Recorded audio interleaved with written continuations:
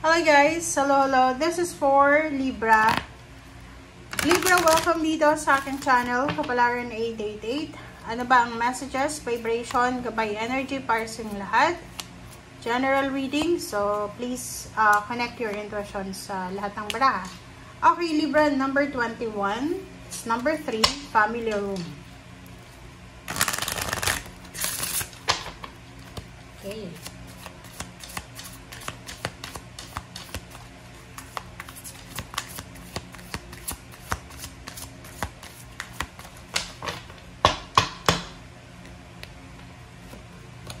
Okay, Archangel Michael. Wow.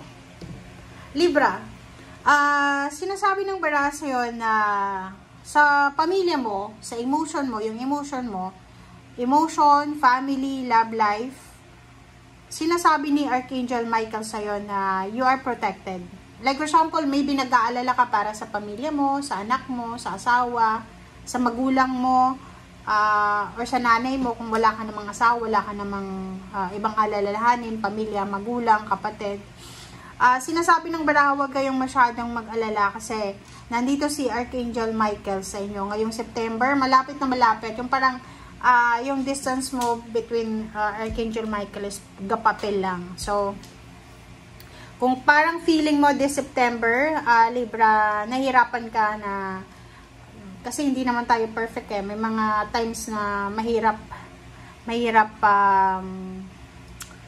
gawin yung mga bagay-bagay. Sinasabi sa'yo na just invoke Archangel Michael. Archangel Michael, please, tulungan niyo po ako dito sa kung ano man na kailangan ko. Sa pamilya, sa love life, sa trabaho, or dito sa travel ng gagawin ko. Parang ganon.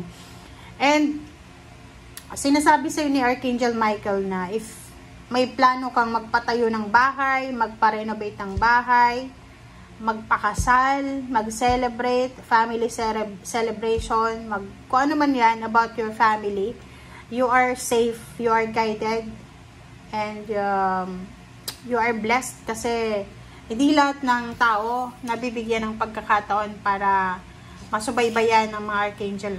Okay? So, safe na safe ka, huwag kang masyadong mag-alala. Safe na safe din yung family mo. Pwedeng may anak ka or ka mag-anak na magta-travel abroad, or pwedeng pwedeng meron siyang venture na gagawin, adventure, or pwedeng journey na hindi ka sigurado kung ano bang mangyayari sa kanya.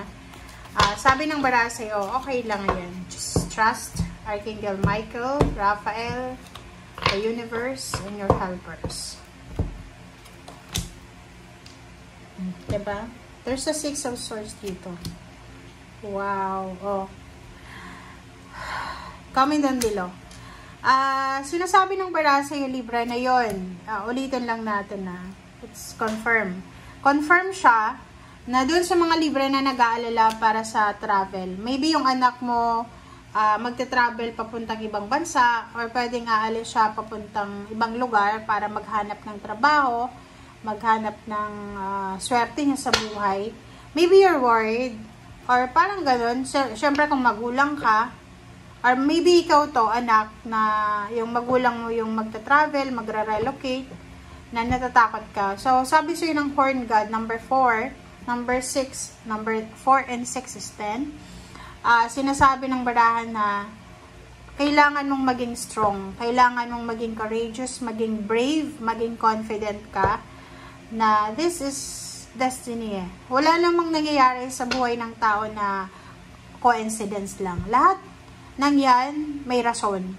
Okay? So, just trust the process, trust your journey, trust the universe, and be grateful and thankful kung ano man na changes, transformation na pwedeng mangyari sa buhay mo. Kasi sa panahon ngayon, parang feeling natin lahat na lang stagnant, diba? Okay, so King of Cups, Ace of Cups, and Knight of Pentacles.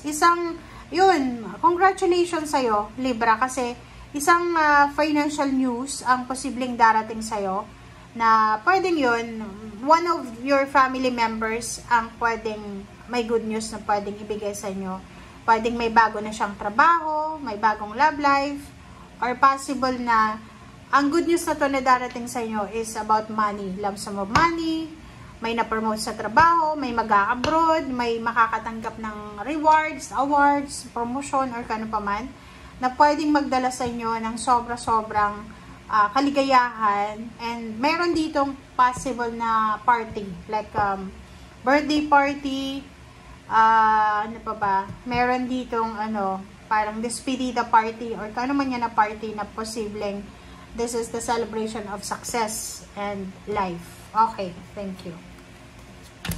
Let's check. Continue. Alright, so the Lady and the Lord, it's number 6 and 6 of Cups then. So, 6, 6, 6. And 6 din to, the Holy King, 7 of Swords. And last card is Ace of Swords. So, yun. There's a good news coming. There's a good news coming tungkol sa, yun na nga, there's a travel, there's a relationship, like, kaso lang, may good news, may bad news din. So, may mga kapamilya kayo na pwedeng ma-promote, may bagong relationship, may kapamilya kayo na posibleng nakatanggap ng lump sum of money. But there's also bad news. There's someone in your family na posibleng nasasaktan siya. So, kailangan nating maging aware kasi minsan, 'di ba, hindi tayo aware na may mga kapamilya tayo na heartbroken, may kapamilya tayo na mayroon silang mga financial problems or anything. So, dito, sinasabi ng Barasa yun na we need to be aware sa kapaligiran natin. The Lady and the Lord, this is balance card. Sinasabi ng Barasa yun na pwedeng may relationship na maghihiwalay. So, yun yung isa sa mga bad news is pwedeng may relationship na maghihiwalay sa pamilya.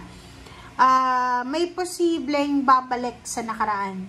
Like yung may kapamilya ka na may bisyo, may kapamilya ka na, yun, yung parang bisyo niya, pwede siyang bumalik sa bisyo niya.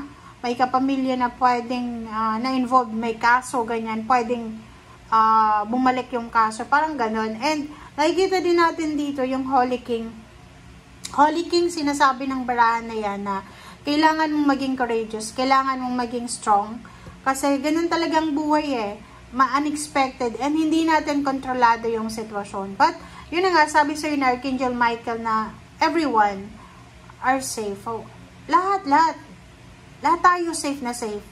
And, just let go. Let go mo lang.